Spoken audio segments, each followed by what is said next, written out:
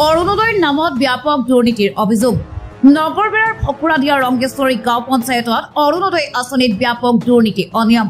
গাঁও পঞ্চায়ত সচিব আৰু বাছনি কমিটিয়ে ব্যাপক দুৰ্নীতি অনিয়মেৰে প্ৰস্তুত কৰিছে তালিকা। ফলত বঞ্চিত হৈছে প্ৰকৃত হিতাধিকাৰী। দৰিদ্ৰ বিধৱা মহিলা আৰু বহু ৰোগী বাদ পৰিছে এই তালিকাখনৰ পৰা। তাৰ বিপৰীতে তালিকাত নাম সন্নিৱিষ্ট হৈছে বাছনি কমিটিৰ সদস্যৰ অঙশী বঙশীৰ নাম। টকাৰ বিনিময়ত ধনিক শ্ৰেণীৰ মানুহৰ নামো অৰুণোদয় 3.0 সোমাইছে এই বাছনি কমিটিয়ে। ফলত ক্ষোভিত হৈ পৰিছে দৰিদ্ৰ বঞ্চিত প্ৰকৃত হিতাধিকাৰীসকল। ৰবিবাৰে 1 নম্বৰ ভকুৰাদিয়া ৰংগেশ্বৰী গাঁও পঞ্চায়তৰ ৰংগেশ্বৰীত এইদৰে শতাধিক বিধৱা মহিলা আৰু বঞ্চিত হিতাধিকাৰীয়ে সাব্যস্ত কৰে প্ৰতিবাদ। প্ৰতিবাদকাৰীসকলে বাছনি কমিটিৰ লগতে গাঁও পঞ্চায়ত সচিবৰ বিৰুদ্ধে বিভিন্ন শ্লোগানেৰে উত্তাল প্ৰতিবাদী জনায়। শীঘ্ৰেই বিসংগতিপূৰ্ণ তালিকাখন পুনৰ প্ৰস্তুত কৰি প্ৰকৃত হিতাধিকাৰীৰ নাম তালিকাত অন্তৰ্ভুক্ত কৰিবলৈ দাবী জনায় বঞ্চিত বিধৱা মহিলাসকলে।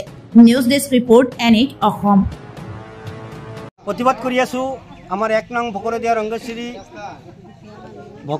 ৰংগেশ্বৰী গাঁও পঞ্চায়তৰ অন্তৰ্গত 7 নং আৰু 8 নং ৱাৰ্ডৰ আমাৰ যিবিলাক আগত অৰুণোদয় পাইছে তেওঁৰ পৰা বিধৱা মানুহো পাইছে, সেইবিলাক নাম কাটি লগত বহুত বিধৱা মানুহ বাদ পেলাই লগতে তেওঁলোকৰ যিটো আমাৰ বাছনি কমিটি কৰি দিছে চৰকাৰে, এই বাছনি কমিটিয়ে কি কৰিছে তেওঁলোকৰ নিজৰ ঘৰৰ আৰু আনকি ক'বাৰ পৰা পইচা খাই পেলাইও নামবিলাক অৰুণোদয় কৰি দিছে। কিন্তু যিবিলাক পাব লগা ব্যক্তি সেই পাব লগা ব্যক্তিবিলাক আমাৰ অৰুণোদয় পোৱা নাই।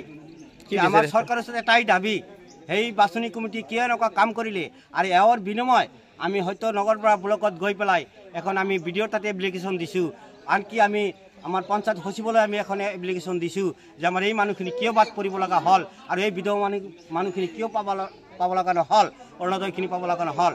আমাৰ ইয়াৰ কাৰণে হয়তো আমি দুটা ঠাইত আমি য'ত যাব লগা আমাৰ হয়তো কথা যে পঞ্চায়ত বা ব্লক আমাৰ তেওঁলোকে কি ব্যৱস্থা লোৱা নাই নেকি? তেখেতে একো ব্যৱস্থা লোৱা নাই। তেখেতে এটাই কথা কয় হ'ব পিছত হ'ব, সেইবিলাক পিছত হ'ব। এতিয়া কি বিচাৰে আপোনালোকে? এতিয়া আমি আমাৰ এই যে বিধৱা মানুহখিনি যে বাদ পেলাইছে 71 আৰু বিকলাংগ মানুহখিনি বাদ পেলাইছে, দুখীয়া দৰিদ্ৰ মানুহখিনি বাদ পেলাইছে, গতিকে 71 অৰুণোদয় হ'ব লাগে বুলি আমি চৰকাৰ তাতে দাবী কৰি আছোঁ। আমি অনুৰোধ জনাইছোঁ যাতে চৰকাৰে আমাক যিবিলাক ৰেচন কাৰ্ড থকা ব্যক্তি, আমাৰ চৰকাৰে কৈ থাকে ৰেচন কাৰ্ড থকা ব্যক্তিসকলে অৰুণোদয় পাব, গতিকে আমাৰ এটাই দাবী চৰকাৰৰ ওচৰত যে অৰুণোদয় যিবিলাকৰ ৰেচন কাৰ্ড আছে বা যিবিলাক বিধৱা মানুহ আছে, যিবিলাক দুখীয়া দৰিদ্ৰ মানুহ আছে, যিবিলাক হয়তো বিকলাংগ আছে, সকলোৰে যাতে এই ৰেচন কাৰ্ডৰ বিনিময় যাতে অৰুণোদয়টো কৰি দিয়ে, এইটো মই চৰকাৰৰ ওচৰত অনুৰোধ জনাইছোঁ বা কাতৰি মিনতি জনাইছোঁ।